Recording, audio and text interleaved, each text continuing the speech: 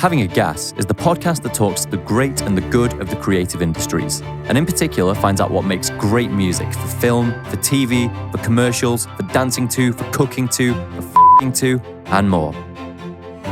Today I'm having a gas with Katy Sumption, the new Executive Creative Director at Atomic London. Katy is a rising voice for change in the industry, and she's keen to establish a cooperative and balanced working culture at Atomic and to set a good example for agencies to come. Katy, how has the last 6 months been for you? Thank you. Yeah, it's been good. I've only actually been with Atomic, I think it's like week 8. So it's all very new news right now. But yeah, really exciting stuff. I think just the industry as a whole right now, yeah, it's all gone a bit bonkers, isn't it? It's all everyone's sort of woken up, come out of lockdown and ready to do some amazing work. So exciting times. We were just talking about this off mic a moment ago, actually, and you were suggesting that it feels like in the last few weeks, the whole thing has just gone from a slumber to being really, really active straight away. How did you notice? Was there like a particular week or something where everything just took off? Yeah, absolutely. I think April 12th was the key sort of government milestone, and I feel like the morning of April 12th, my emails just went ding, ding, ding, ding, ding, ding, ding. Yeah. And then, all of a sudden, clients, they want to be doing stuff now, yesterday, ready to go. Like we've just launched our first global campaign for Papa John's, but we did it in 2 weeks. So like from concept to final edit to full toolkit in 2 weeks. Wow. We've just got another set of briefs coming as well, but yeah, I think everyone's just excited, like good to go, and we've all sort of been stuck at home, haven't we, for a long time. Yeah. We're willing and excited just to do some good work. We've been stuck at home at a time that has maybe been quite, there's been a lot of business for a company like Papa John's. I know that I regret to say I frequented them more often than maybe I should have done for my own health during the lockdown, but nonetheless really great. How was that? Just talk to me about that 2 week process. How do you do something for a respected brand like that in such a short time? What was the process like? Do you know what? They've been brilliant actually, and I think there's the senior or the brand marketing director, Jo Bundle. She's got a real clear vision for the brand and really wants to progress around and push it forward. So she, along with Lawrence, our other client, has just been really cooperative and just, had the trust in us to pull the right people together. Again, and find people that's just sort of got that joint ambition to just be super proactive. I mean, nobody slept for 2 weeks. Yeah, definitely. I presume there was no weekends either. Oh, no. But that's good. We actually got added the day yesterday. So it was worth it. Brilliant. So it's all lighting up, and of course, this is you've recently been in the helm as Atomic as ECD. But before that, I think this was the last thing you did. Correct me if I've not got your CV right here. I think previous to that, you were one of the founders and founding partners at the Elephant Room. Is that right? Yeah, that's right. Yeah. So I was there for about 3.5, 4 years. And we really, I think what we wanted to do with the Elephant Room, the guys are still doing an amazing job of carrying that on, is just create an agency that is genuinely more inclusive, is looking for talent and collaborating with talent, not just from traditional talent pools or the same ad schools, and trying to, reach out and work with people who are really part of different creative groups or different organisations. That's going to just bring something a bit different to the party and sort of get us all a little bit out of our London bubble. London agency bubble for sure. That's something I was last year I did having a gas with a chap called Steve Harrison, who's written a fair bit about this, and saying that there tends to be once things have been going a certain way for a decade or two, there's like a tendency towards orthodoxy, and like you say about talent pools, we know that we're going to get people from Hounslow, Watford, and or the others, and of course we both know many great people from those places, so we're certainly not saying it turns out bad folks. Yeah.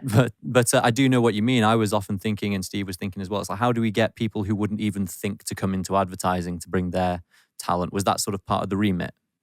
Yeah, definitely. I think it's just trying to look at creativity in more of a purer sense, and not necessarily creatives that have been trained in ad schools to think a certain way, or this is a good way of thinking creatively, or this is a bad way of thinking, and just really borrowing from different expertise in all different forms of creativity. Yeah, whether it's in music or design or art or film or whatever it is, really just trying to work with people who look at things a bit differently. So you've got all different types of perspectives around the table. That's always going to bring something fresh to the table. I think it's always really important that you fill the room with people that you can learn from. And that's both from people above you, people not below you, because they're all one level, but, you know, around you, that it's sort of that shared thing. Everyone's bringing something different to the party. It is absolutely. I know the, what's the word I'm looking for? I know the kind of behavior that you're speaking about roughly there, which is to say that, you know, I think we discussed this with Dave Dye last year as well, that after a certain point, if the same practices are practiced, you end up with a kind of an imagination for knowing what an advert should look like, and you start to produce what you think adverts should look like, and then you start to get away from creativity, away from forward and new thinking. Yeah, and it's just not the world we're living in. Like, you know, when I first started out, and Facebook was a thing, and I remember like RCDs and ECDs being to us like, what's this Facebook thing? Like, how does this work? How do we come up with ads for that? But obviously there's a million different platforms, a million different initiatives, creative ways to use sort of like digital, social now. Like, you need people who are sort of living and breathing those platforms and innovative ways of working in those channels to keep us fresh, you know, and keep creative thinking fresh all the time, because things are constantly changing. Yeah, there's a real tension between, what would you say, the obsession with traditional format, as in, we're trying to generate a big hero TVC. People younger than me probably don't watch broadcast TV that much. And then the obsession with trying to stay right on the cutting edge at a point where very few people with disposable income are actually using the platform.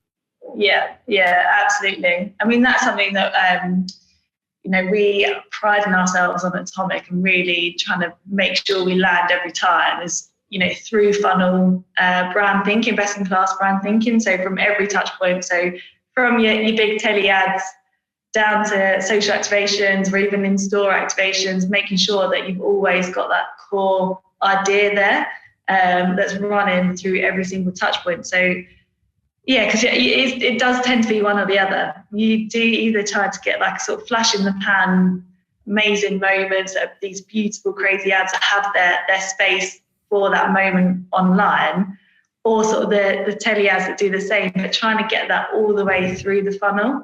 That's our ambition, really.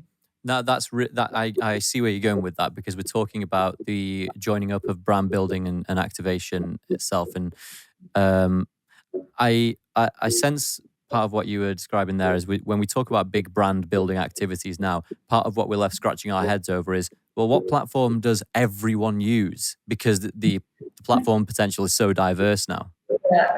Yeah, absolutely. So it's how you're reaching different people through different platforms, and making sure that core thought is then adapted and used in the best way it can live in those spaces to reach the audiences in the best way as well.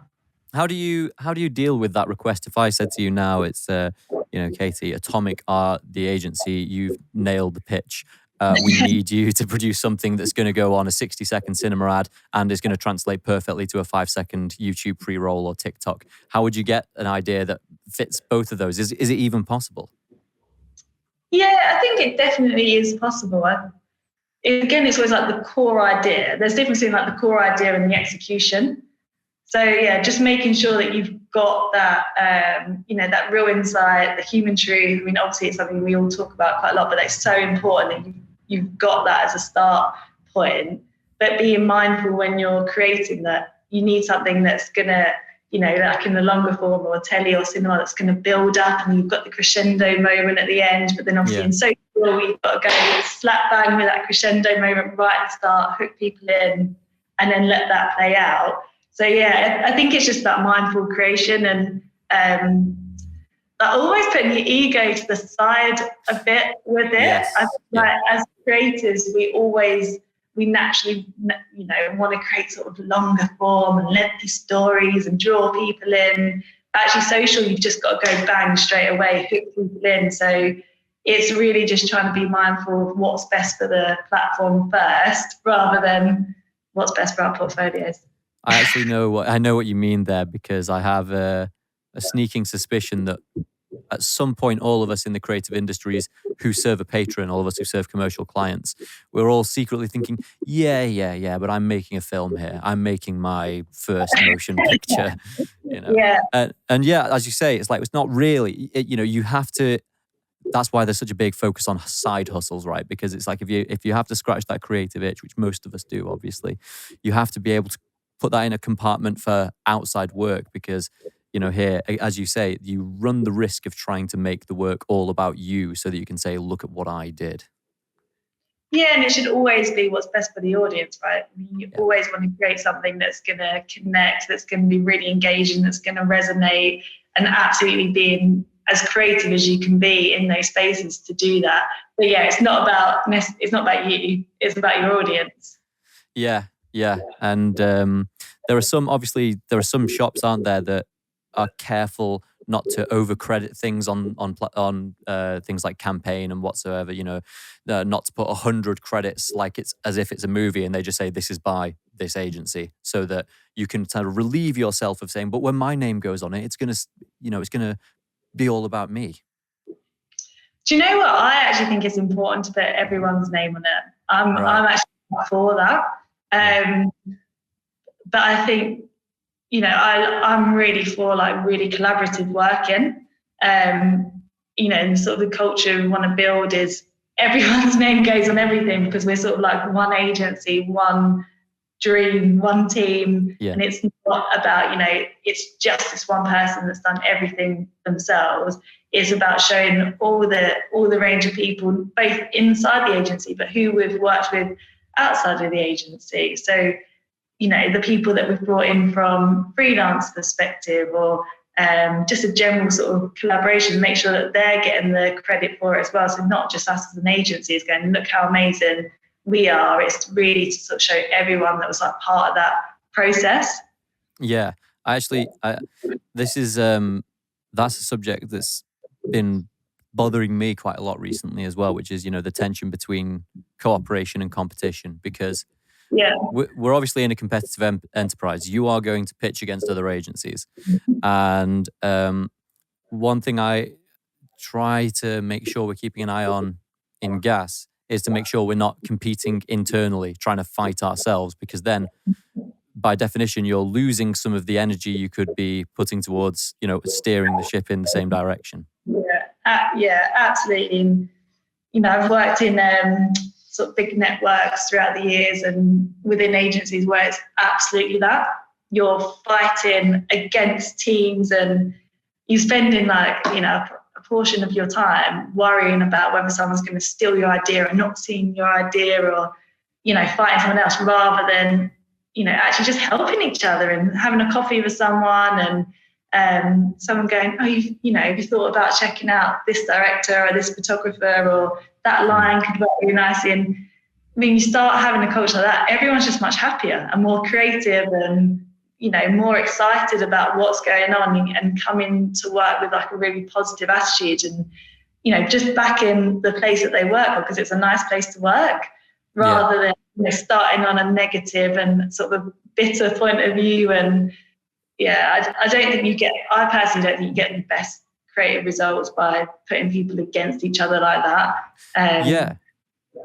Because that's it, isn't it? It's like ultimately, the question ought to be, how can we, let's imagine it's somewhere like BBH, I don't know, it's like, how can we win the pitch, instead of kind of throwing throwing a sort of a ham bone into the pit and going, whoever wins this gets to be the shining star of the agency for this pitch or for this brief.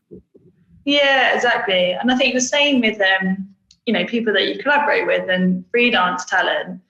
I think people worry about giving credit to those people because then other agencies are going to steal them and blah, blah, blah, and then there's that unique to us. But actually, I've found that when you give those people the recognition they deserve and you acknowledge that work, that actually they stay really loyal to you and they want to work with you again and don't necessarily want to work with other agencies. I've had that recently, actually. We've had a brilliant team in and then they've gone somewhere else and then actually said they didn't want to work with that agency anymore because they were almost like too micromanaged or not given that, the credit they deserved on that work. So I guess it's just always trying to think about that value exchange, what beyond just here's your paycheck, what's the experience people are getting when they're working with you and vice versa, and just everyone sort of being grown up enough, I guess, to say it's okay that you're going to go and do other projects. We're all right with that. We just really respect and grateful for the work you've done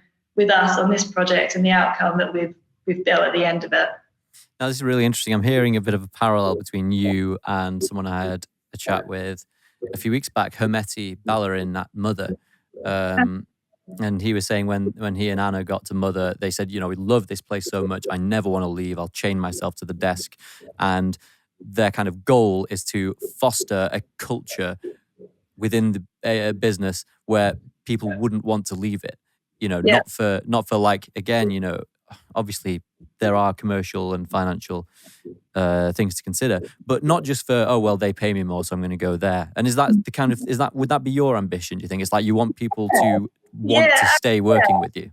Absolutely. And whether that's our full-time people or freelance people, you want to make it a place people want to work, not a place that you've chained people to the desk. Yeah. I think it's really important to be respectful of people's own personal goals and ambitions and projects, and understanding that, especially younger talent, they don't necessarily want to work in the way that the agencies and industry has worked. So that whole sort of culture of be there at 1 o'clock in the morning or you're not doing a good job. Yeah. Being respectful of people's time and understanding, to the side hustles, or people want to direct on the side, or they want to try different things, and actually that's making them better creative people anyway, and it's making them happier workers. And I think that's really important, that we're always mindful that people have a life outside of work. And actually the two sort of go a bit hand in hand. If you can have happy people outside, you're going to get happy people inside.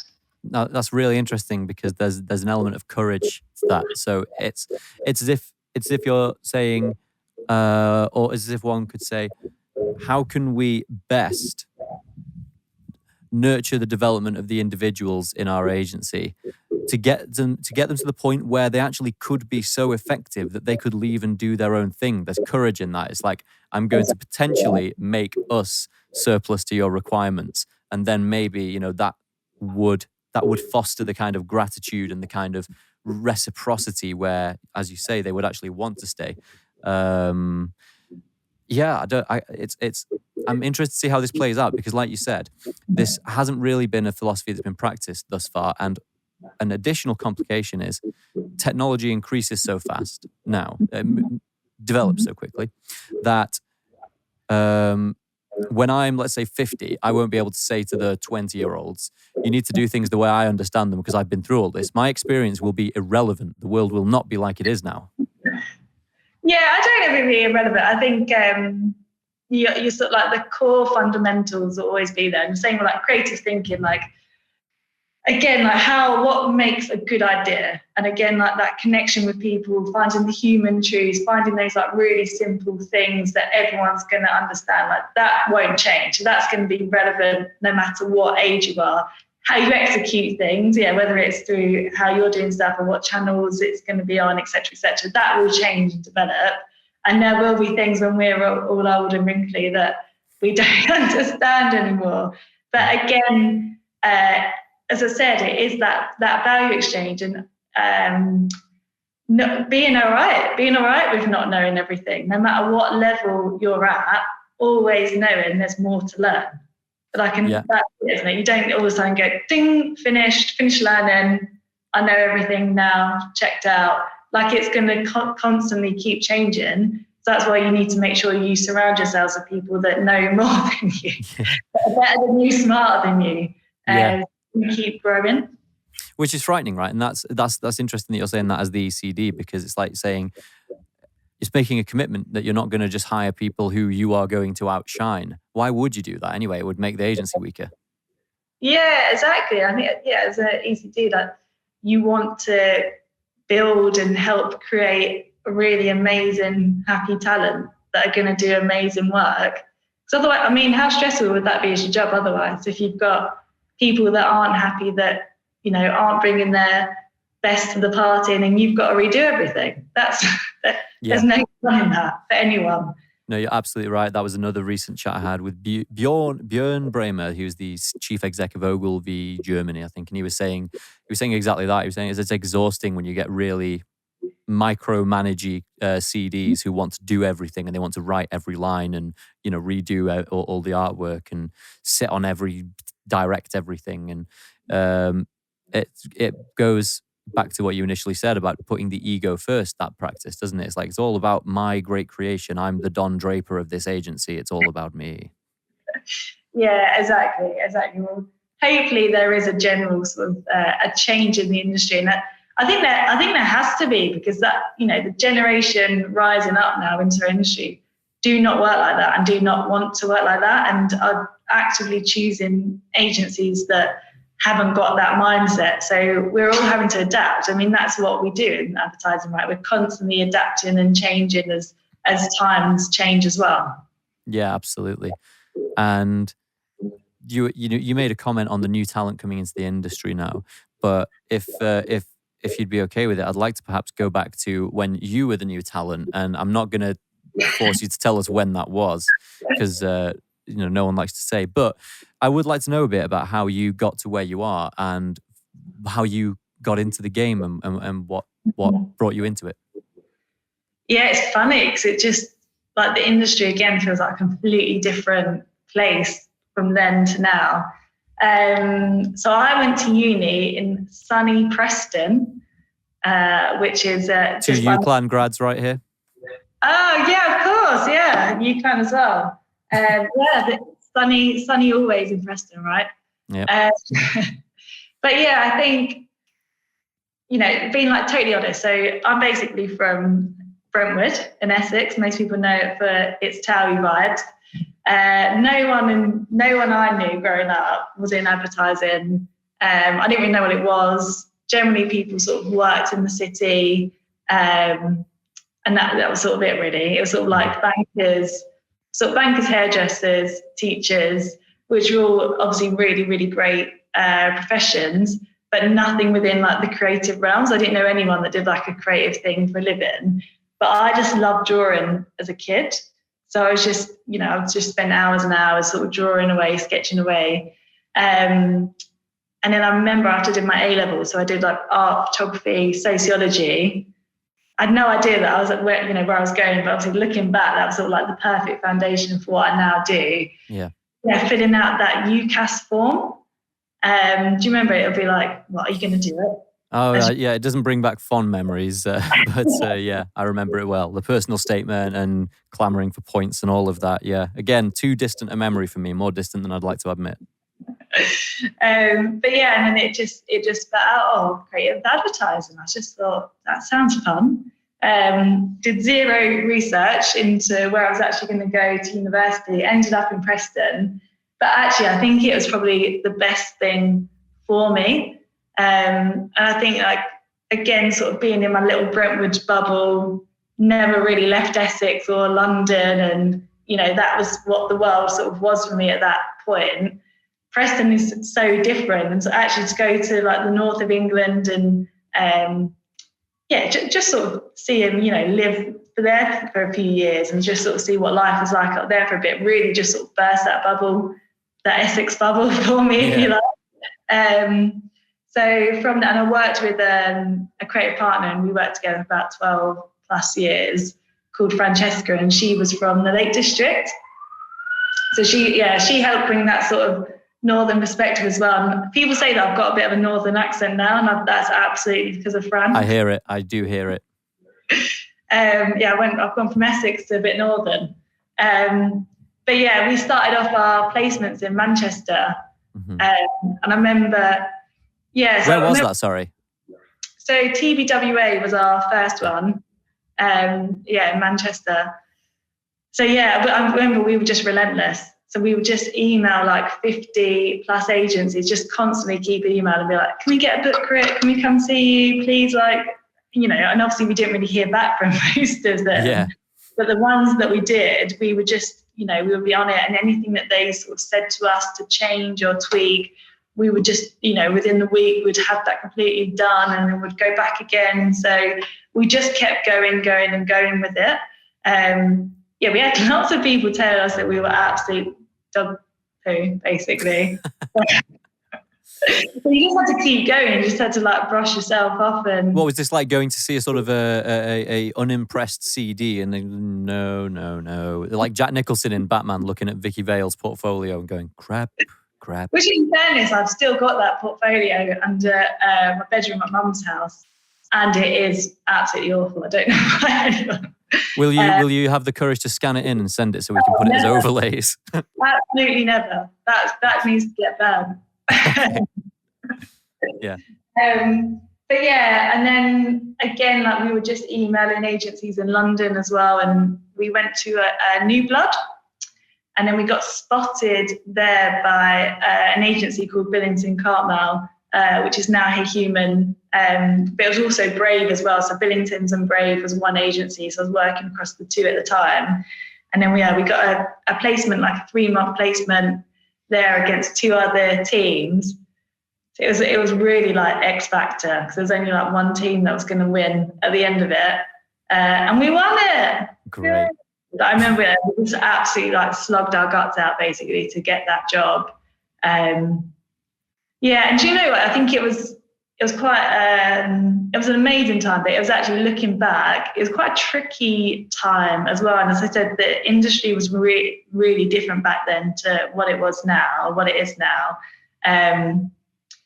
So I think like for 2 sort of like creative girls who have been like 21, going into the industry, and into a very, very male dominated space, and sort of a lot of the sort of comments that we had, and we sort of got told by someone who's not in the industry anymore that we'd sort of only got the job because we wore like low cut tops and short skirts and things like that, and we were so like heartbroken by it. Drove us to do more and sort of had that sort of, you sort of need to prove yourself, like why you're here and what you're doing. And I think as time has gone on, things have changed, and obviously there was the sort of big Me Too movement not that long ago, but that has been a real sort of shift in our industry to, a bit of awareness of that sort of behaviour. So yeah, I think the industry is genuinely at a really exciting time now, where people are really realising the strength of female talent, the strength of diverse talent, the strength of collaboration. I'm really excited to see like where the industry goes in the next few years. That's really, it's. I can't find anything to say that isn't cliched, but I can't imagine what that would be like to hear someone say, you're not here for your talent, you're here because the actual talent will appreciate looking at you. A pretty dreadful thing to say. I'm no fan of sort of mob behavior or pile-on culture, but I have found myself thinking more recently, it's like, it's probably a good thing that social media has maybe given people fewer places to hide with that kind of remark, because I think it's a good principle to act as if everything you say actually matters, and if everything you say is going to be played back to you, on Judgment Day, everything you say is going on the record. Because can you imagine, it's like that would have just got lost in the fog when that was said. It's like no one would have ever known it, but now you would have been right on Twitter and said, a CD or whoever it was just said this to me. Mm. No, yeah, absolutely. And I think that sort of comes with sort of time in Asia as well, and realizing, I think when you're a junior team, you don't know any different, and you just sort of accept it, and you don't want to rock the boat, and you don't want to lose your job or anything like that. And I think as sort of time goes on, you become more willing to call it out. And I remember when I was a few more years into my career, I had one guy who I used to work with who would always make, an older guy that would always make like sort of inappropriate comments, like jokey, bantery sort of comments. And I remember just saying once, I was like, and he had a daughter. I remember just saying, like, someone is going to talk to your daughter in this way that you're speaking to me. One day that's going to happen. And I think actually that really dropped, the penny really dropped on that, and he sort of ended it after that. Because I think it was like, there just was this sort of like banterish culture, and that was sort of like seen as acceptable. So, it's taken a lot of sort of brave people to say, actually, it's not all right. I'm not all right with this. I'm here to sort of just do my job. So I'm just going to get on and do my job. Like, we don't need to, like, let's just find something else funny instead. Yeah, I mean, there's plenty that's funny, and that usually isn't it. But I think there's probably a lot of. I used to work in a hospitality environment that was entirely male. It was very much like Greece, Check this out. There were two side-by-side restaurants owned by the same person. One was staffed by boys, and we all wore black and blue. One was staffed by girls, and it was pink, and it was called Libby's. That's great. Yeah, I mean, that's my hometown, and the guys I work with, you can imagine the kind of nature of those conversations. It was similar to what you were describing, and I noticed myself thinking it would be easy. It would be if one was that way inclined, that you would think that's how I'm going to have to fit in. You have to speak like one of those people. But in my head, I know I'm not one of those people. And then you say it so much for so many years that you become one of those people. And what's when your head doesn't matter anymore. Yeah, absolutely. And I think that's where it normally actually comes from, and not. I don't think people more than half the time, actually have bad intentions with it, just trying to fit in with the culture. And actually, if you can just put an end to that as a culture, then sort of, eradicates that whole, comments breeding comments, isn't it? Yeah. And so that was what was it called? I forget the name of the agency you mentioned. Was it something Brave? Yeah, so Brave and Billings. That those owners are no longer there. And I won't say who it was, but those individuals are no longer in the industry. So I think it's sort of like the end. I think we just sort of came in towards the tail end of a certain type of culture that no longer, is no longer there. And so, what happened between there and here? All right. So we started there, and then we went to Iris. I like those people. Yeah. Yeah, Iris is brilliant, absolutely brilliant agency. We were there for about 3 years, and really that is where we really learn our craft and our foundations, and we pitched a lot, and just really became quite a solid team from that training at Iris. Got a lot of respect for everyone who's there. And then we went from there to an agency called Jam, which was like the social digital part of WCRS at the time, part of Engine Group. Absolutely bonkers. I loved it. What was it like? Something out of a Roald Dahl book or something? It was just the most experimental place I've ever worked. There was never ever, and you never got a brief that said this is going to be a film or this is going to be a social post. It was like, what is it? You tell us what this is going to be. It was just brilliant. It was like a creative stream, really. It was like, this client has got X problem. What can you do to solve it? And it could be anything. We built like DVD firing guns for Sky. We built like Instagram activated like jukeboxes for Next. And they were really, really at the forefront of sort of like influencer culture. It was like when this was first sort of coming out, that half the creatives, they had like a creative lab and sort of the creative team, but the creative lab were genuinely all like top influencers without people even realizing that they were. And now all of them just do that full time. So it's just really like, it was just filled with really, really interesting people, really interesting passion points. Did you get the experience there? You know, when you said you got a lot of open briefs, like wide open goals. We don't know what to do about this. Do something about it. In my experience, the first time you get that, because when you don't have that, you think, oh, I wish they just give me an open brief. And when you get an open brief, you go, what should I do? What do they want?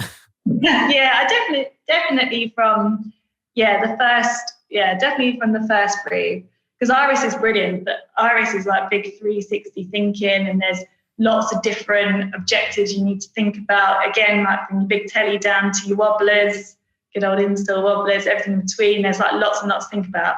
And so there's lots of sort of rules around that. This was completely opposite thinking. There was literally no rules, and just in terms of the agency in general as well.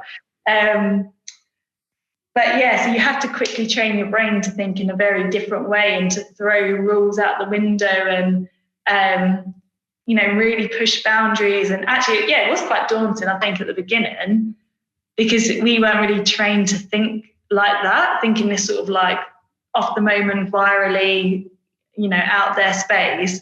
But again, like brilliant. It's really like built myself as a creative, and my ex-creative partner is creatives, because we've all of a sudden thrown in the deep end, and completely different ways of thinking. So I was there, went traveling for a bit, had a lovely time, came back, so just freelanced, just to sort of tide us over. Ended up freelancing back at Iris and taking a full-time job back at Iris. We basically got a couple of like really lovely big projects, so we stayed on to do those. One which was all the homes on for ads for Wix, so all the sponsorship for that. And another one was a big global fruit shoot campaign. And then when those campaigns finished, the CEO of Iris basically asked if I wanted to be co-founder of the Elephant Room. Oh, wow. So I went and did that. Amazing. So, yeah. And that was like, what, 2017? Yeah, 2017, which I can't believe that was 4 years ago. Daft, isn't it? No, it's gone really, really quick. And then, yeah, here we are today after like a pandemic and everything else that's happened. But, I genuinely really think that my experience so far, the types of agencies I've been working at, Exposure, sort of when I was freelancing after Elephant Room, and Don't Panic, both like absolutely brilliant agencies, has really given the foundations for the next stage of Atomic. So very excited for that. Are you going to be trying to do more of those mad off the wall ideas that you were describing from the WCRS agency? Yeah, I think it's a balance. I don't think we're trying to be like a viral agency, but I think it is about coming up with like best in class creative, best in class thinking and brand building for a cross-channel platform. So it's bringing that bit of spark and energy for all the different touch points. Yeah. So one thing I wanted to pick up on just before was, and I've not always asked about this. Mostly, I don't know. There's no great reason, but obviously, at some point, everyone's in a creative partnership, and you sounded like you were in quite a close one. What happens at the moment when you have to, end it? And I'm assuming it ended amicably, and I'm not opening a can of worms. But what's that like? Yeah, I think we were really lucky, actually. So I mentioned about going traveling. So my creative partner came traveling as well, and actually, she met her now husband on a bus in Rio when we were traveling, and. What are the chances?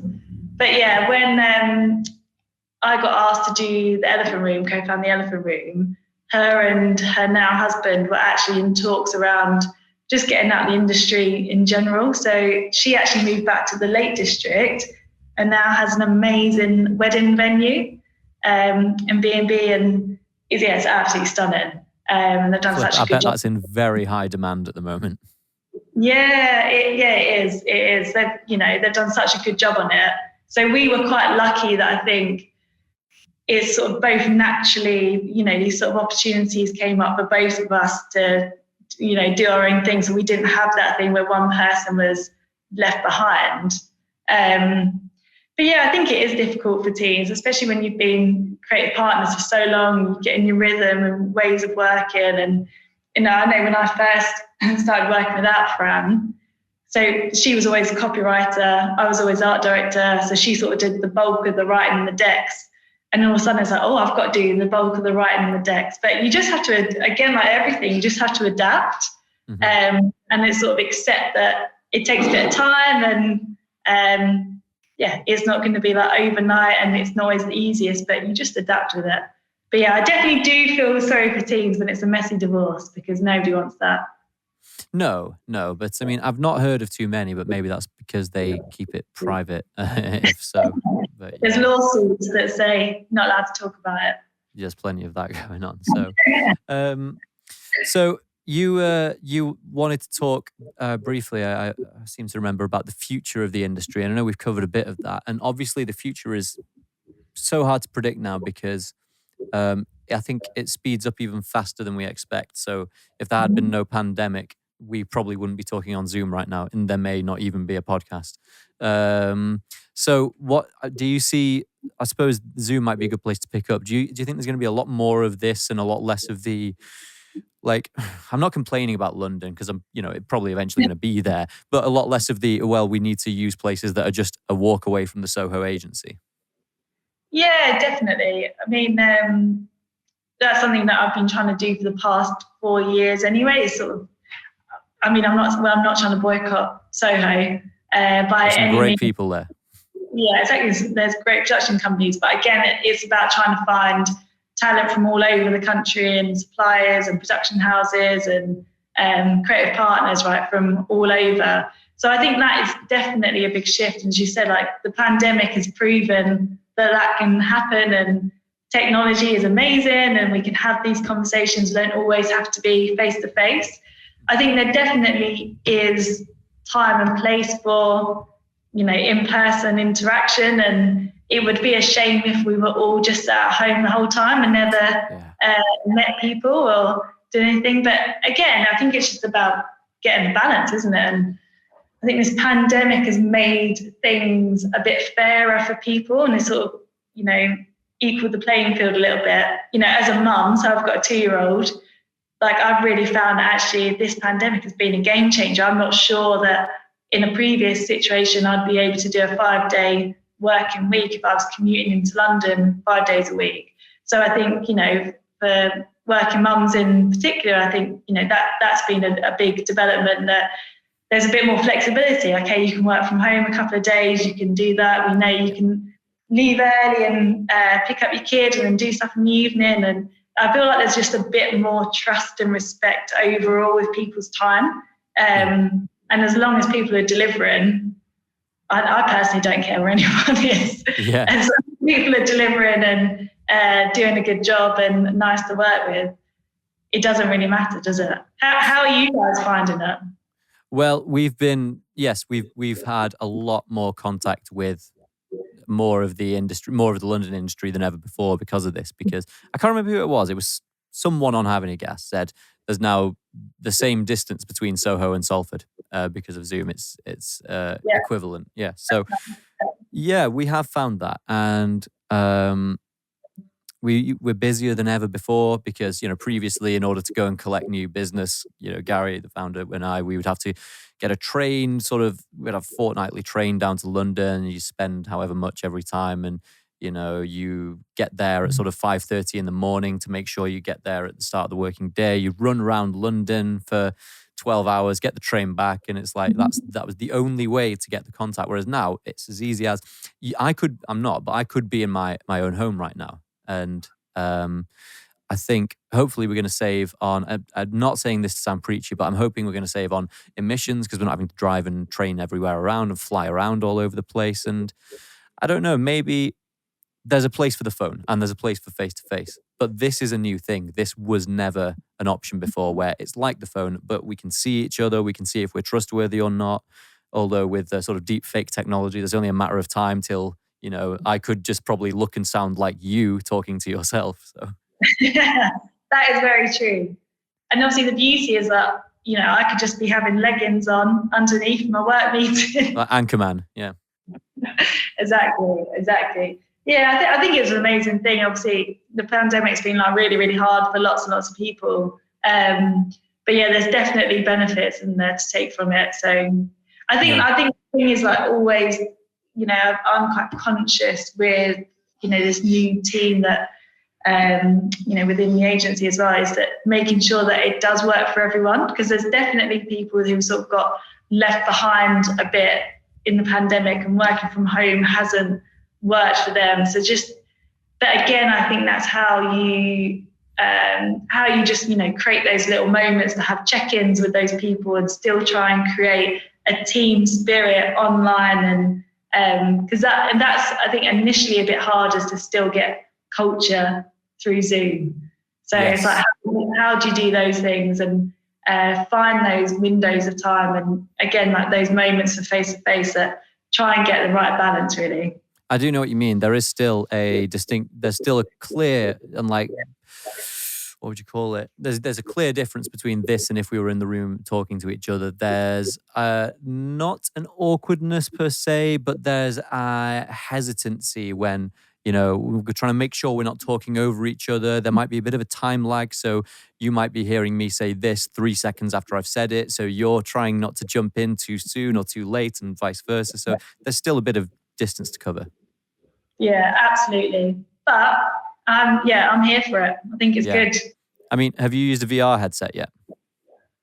I have used the VR headset, but the one that I probably used again was like 6-7 years ago. So I imagine that's quite different, really. I'd recommend getting one of those because it's frightening. So one of my friends is, very techie kind of PhD guy. So he got one as soon as, and I was over at his the other day, and I was playing sort of what are basically modern video games, VR video games.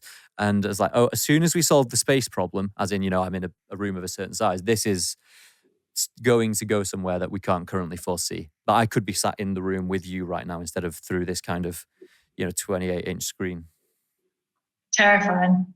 Yeah, absolutely is. So, okay. I mean, that seems perhaps a good place to wrap up for now. I don't know if there's anything else you want to mention that's exciting about the near future. So I'll give you an open brief right now. No, I think I really appreciate you taking the time, and it's really lovely to catch up and have a chance to sort of talk about everything that's going to happen in the next few months for us as well. And I think just to say, like, watch the space with Atomic. I think there's some exciting stuff happening, and as I said at the beginning, genuinely like really excited for what's to come. I think we all are. So, I hope we all are. Fingers crossed. So, yeah.